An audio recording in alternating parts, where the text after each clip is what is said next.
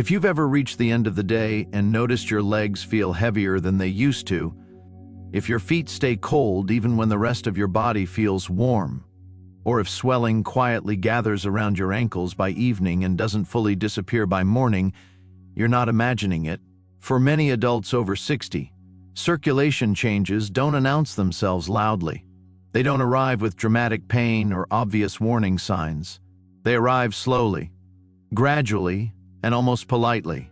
And you may still be walking, still staying active, still doing what you've been told is good for you. And yet something feels off. That uneasy heaviness, the tingling, the burning sensation at night, the sense that your legs tire faster than they used to. It's easy to brush these changes aside and tell yourself it's just part of aging, that this is what happens with time, that slowing down is inevitable.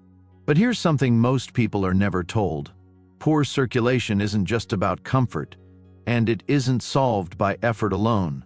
In fact, one of the most common recommendations given to older adults, just walk more, often leaves critical gaps unaddressed. You can walk faithfully every day. You can elevate your legs in the evening. You can wear compression socks and still struggle with swelling, cold feet, aching calves, slow healing, balance issues, or repeated near falls. That doesn't mean you're failing. It means the strategy needs to be more specific. Circulation after 60 is not about distance. It's not about step counts. It's about how effectively blood is moved down into the legs and, just as importantly, back up toward the heart. And that movement depends on muscles. As the years pass, the cardiovascular system changes in predictable ways. Arteries stiffen slightly. Veins lose elasticity. Valve efficiency declines. Blood no longer flows as effortlessly against gravity. Instead, it begins to pool in the lower legs and feet. By the time many adults reach their late 60s or early 70s, measurable circulation changes are already present, even if symptoms are subtle.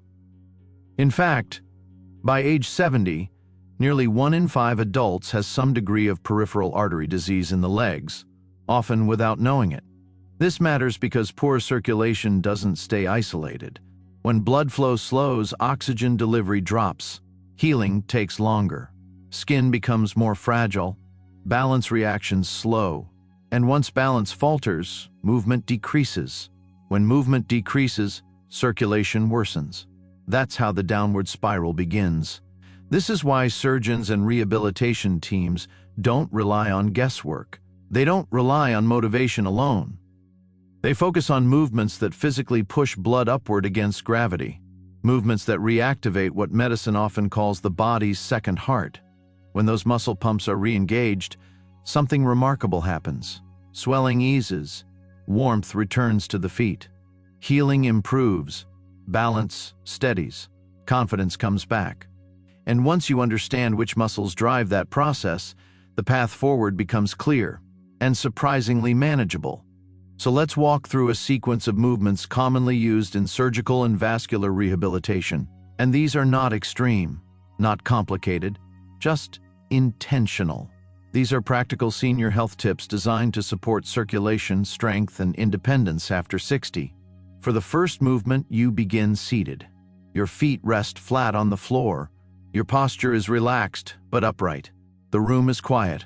Maybe the television is on in the background. The afternoon light settles across the floor. You lift your toes toward your shins while keeping your heels grounded. Then you press your toes down and lift your heels as if gently pressing a gas pedal. Slow, controlled, deliberate. This simple motion activates the calf muscles, the most powerful circulation drivers in the lower body. Doctors often refer to this area as the venous muscle pump. Many simply call it the body's second heart. Every time these muscles contract, they squeeze the veins in your lower legs and push blood upward toward your heart. After 60, this pump weakens quickly, especially with prolonged sitting. When it underperforms, blood pools, swelling increases, oxygen delivery drops, healing slows. Clinical rehabilitation studies consistently show that deliberate ankle pumping improves venous return and reduces lower leg swelling, even without standing or walking. The key isn't intensity, it's rhythm. 20 to 30 slow repetitions, at least 2 or 3 times per day, are enough to wake the system. You can do this while reading, while watching television, or while sitting at the kitchen or dining room table. Unlike walking, this movement does not rely on momentum. Ankle pumps create intentional contractions, and after 60, intention matters more than motion. This is one of the safest senior health tips for improving circulation when pain, fatigue, or balance concerns limit mobility. However, waking the system is only the beginning. To keep blood from falling back down, larger muscles must engage. This brings us to movement number 2. You sit tall in a sturdy chair, your back supported. You slowly extend one leg in front of you. You hold briefly, then you lower with control. This movement activates the quadriceps and hip flexors, muscles essential for standing, stair climbing, and rising from a chair. These muscles also compress the large veins in your thighs, helping push blood upward toward the heart. A recent rehabilitation study found that adults over 60 who performed seated leg extensions improved walking speed and stair climbing ability significantly within just 8 weeks. Walking speed isn't just about fitness. Doctors often call it the 6th vital sign because slower walking speed is strongly linked to higher fall risk, loss of independence, and shorter lifespan. 10 to 15 repetitions per leg is enough. Keep in mind that posture matters here, and sitting tall prevents momentum and ensures the muscles, not gravity, do the work. As strength improves, light resistance can be added. Even 1 or 2 pounds creates meaningful change. Muscles respond to progressive resistance at any age. Before we continue, let's pause for a moment and ask yourself this. Have you noticed that when you move with purpose, not just more movement, your legs feel steadier later in the day? That's circulation responding. Strength alone, however, isn't enough if balance isn't involved. With that said, let's introduce our third movement that blends circulation and stability. While standing behind a chair or countertop, you rise slowly onto the balls of your feet. You pause briefly at the top. You keep your eyes forward. Then, you lower slowly. That pause is where the benefit lives. Calf strength is one of the strongest predictors of independence after 60. Stronger calves mean better circulation, faster balance reactions, fewer falls. This movement retrains muscles and the nervous system together, exactly what your body relies on when you catch yourself during a stumble. Start with 10 repetitions. Over time, work toward 20. Now reflect on this.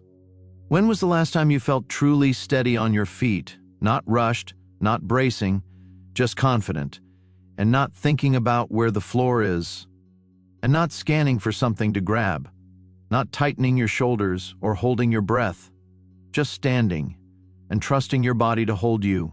For many people after 60, that feeling doesn't disappear all at once. It fades quietly. First, you start moving a little faster to get through doorways. Then you shorten your steps. You hesitate on stairs. You reach for furniture without even realizing it. And over time, confidence gets replaced with caution. But here's the important truth. That steadiness isn't luck, and it isn't something you're meant to lose with age. That steadiness is trainable. Your body still knows how to balance, stabilize, and react. It just needs the right signals to wake those systems back up. And when you train balance the right way, circulation improves, reaction time sharpens, and fear starts to loosen its grip. That's where the next movement comes in. One many people underestimate, but surgeons and rehab teams rely on for restoring confidence from the ground up, standing on one leg. It looks like balance practice, but it's far more than that. When you stand on one leg, your calf, ankle, hip, and core muscles remain engaged continuously. That sustained contraction creates a prolonged muscle pump effect, something walking never provides. Large population studies show that the ability to stand on one leg predicts fall risk and mobility decline better than many traditional strength tests. To accomplish this movement, what you want to do is stand near a countertop or somewhere that can offer support. Lift one foot just an inch or two off the floor and hold for 20 to 30 seconds while breathing normally. Then, switch sides. Over time, rely less on your hand for support. As you do, something important starts to happen beneath the surface. This movement doesn't just challenge balance, it actively keeps blood moving against gravity, preventing pooling in the lower legs that leads to swelling, heaviness, and fatigue.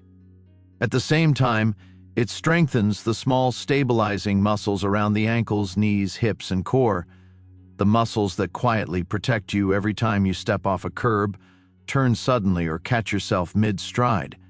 Just as importantly, it retrains your nervous system to respond faster.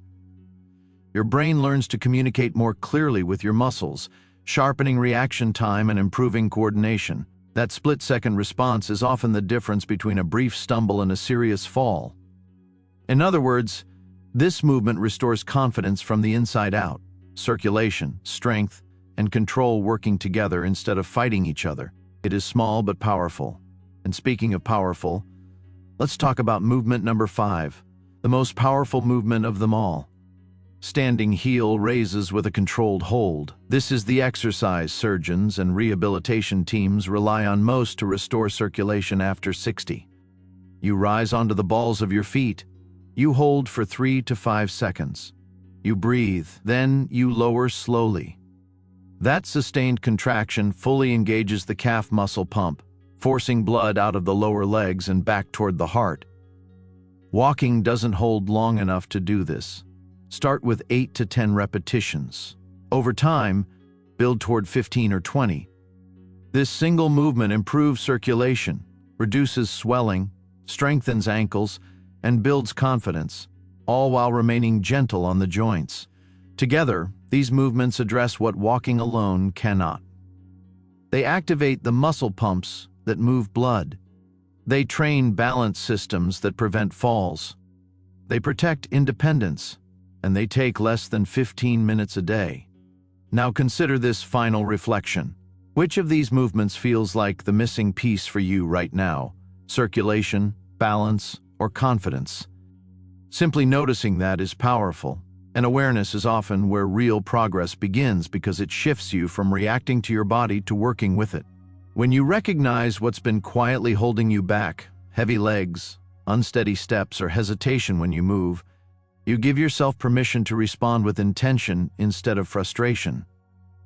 That awareness helps you choose movements that meet your body where it is today, not where it used to be or where you think it should be.